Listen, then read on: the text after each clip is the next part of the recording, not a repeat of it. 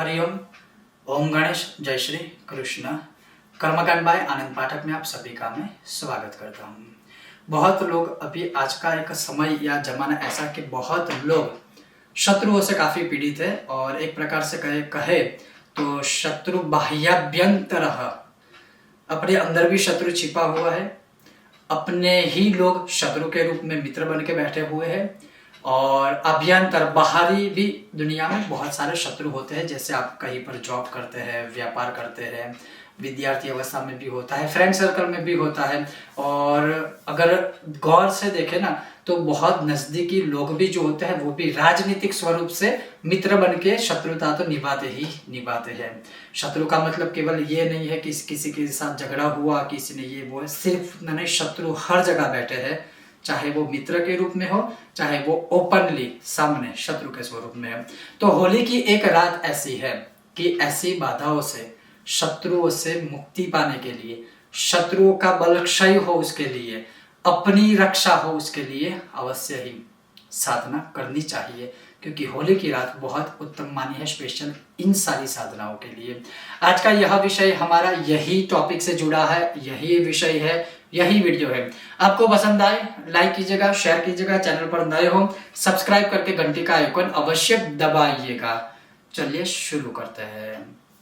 सबसे पहला सर्वोत्तम जो प्रयोग है वो, वैसे तो मैं अगर कहूं कि रामायण काल में जो आदित्य हृदय स्तोत्र है, भगवान श्री राम ने उनके 3 पाठ किए थे आचमन करके, और ये आदित्य हृदय स्तोत्र का ही प्रमाण है।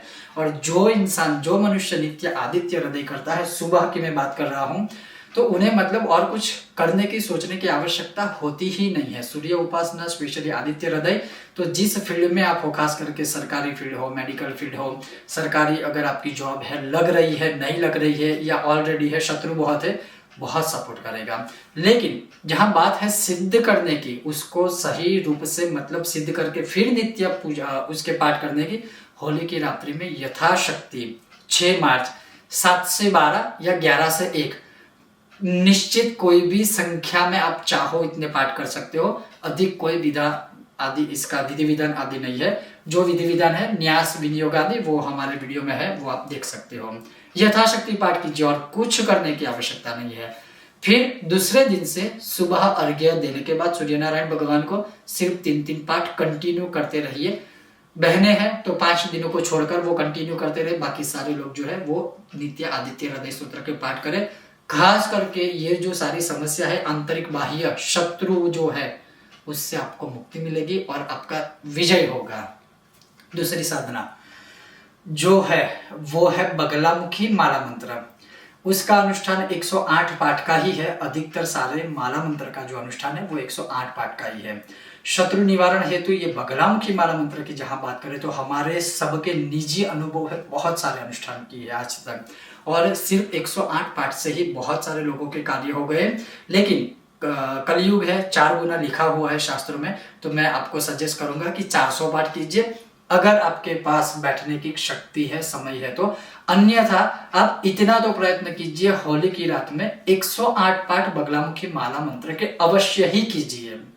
तीसरा है बगला प्रत्यंगिरा कवच। बहुत ही छोटा है, शायद 5-6 पंक्ति में तो पूर्ण हो जाता है। बगला प्रत्यंगिरा कवच होली की रात में इसके तो 400 पाठ का विधान है। कलयुग है तो 4 गुना करेंगे तो 1600 पाठ होंगे। लेकिन कोई बात नहीं, यथाशक्ति कीजिए। 1600 ना हो पाए कोई बात नहीं, सिर्फ 400 पाठ भी आप कीजिए, चलेगा, सिद्ध हो जाएगा। फिर प्रतिदिन उसका मतलब 1, 2, 3 पाठ जो भी आपके पास समय है उसके अनुसार करते रहिए।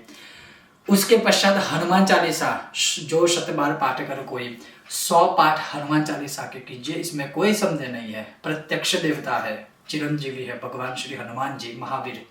तो अवश्य ही यथाशक्ति हनुमान चालीसा के पाठ कीजिए होली की रात्रि में। उसके अलावा अगर बात करें तो देवी अपराजिता स्तोत्र के अवश्य ही यथाशक्ति पाठ कीजिए।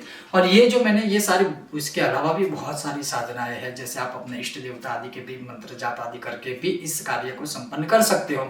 लेकिन जहां बात है शत्रु निवारण की, शत्रु के बल को क्षय करने की, खुद की रक्षा करने की, विजय प्राप्ति हेतु या शत्रु का बल क्षय हो इस हेतु, ये जो है वो सामान्य थी, सहज सी साधनाएं थी जो मैंने आपको बताई।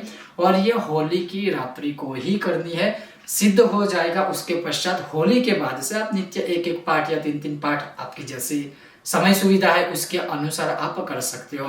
कोई विशेष नियम आदि नहीं है। हाँ, ये जरूर मैं कहूँगा कि बहुत बार हमने देखा है कि जैसे हम किसी को मानते हैं शत्रु हमारा, लेकिन ये भी सोचिए कि उनकी नज़र में भी आप उनके शत्रु हो। अगर आप कुछ उसके विपरीत विरुद्ध करते हो तो वो भी कुछ ना कुछ करेगा। लेकिन इतना अवश्य याद रखिए, आपको अगर पता है कि सही में सामने वाले का फॉल्ट है और अगर आप साधना करते हो या करवाते हो तो अवश्य आपको ही शुभ फल मिलेगा, क्योंकि भगवान भी सही लोगों का साथ देते हैं। ये अलग बात है, कलयुग में कभी कभी कुछ विलंब हो जाता है कुछ कर्मों के माध्यम से, लेकिन फिर भी सत्य ही ईश्वर है और ईश्वर भी सत्य का साथ देते हैं। लेकिन आपको पता है कि आप गलत हो, फिर भी अगर आप सामने वाले को ही शत्रु बनाकर उसको पीड़ा या कष्ट देने का प्रयत्न करोगे तो वो सही नहीं है। यह अवश्य अपने मन में आप एक जो है नियम है उसको निश्चित रूप से मन में बिठा के रखिएगा, फिर आप ये सारी साधनाएं कीजिएगा, अवश्य भगवान आपको सहयोग करेंगे। लेकिन कब? होली की रात 6 मार्च को अवश्य ही शत्रु निवारण हेतु, अपनी रक्षा हेतु यह साधनाएं आप कर सकते हो या किसी विद्वान ब्राह्मण के द्वारा आप करवा सकते हो। यह था एक विशेष वीडियो और विषय। आपको यह विषय वीडियो कैसा लगा मुझे बताइएगा, और अगर आपको यह विषय वीडियो पसंद आता है तो बिना भूले लाइक कीजिएगा, अधिक से अधिक शेयर कीजिएगा। चैनल पर नए हो सब्सक्राइब करके घंटी का आइकन अवश्य दबाइएगा। तो बहुत जल्द मिलते हैं नए विषय और वीडियो के साथ। ओम गणेश, हर हर महादेव।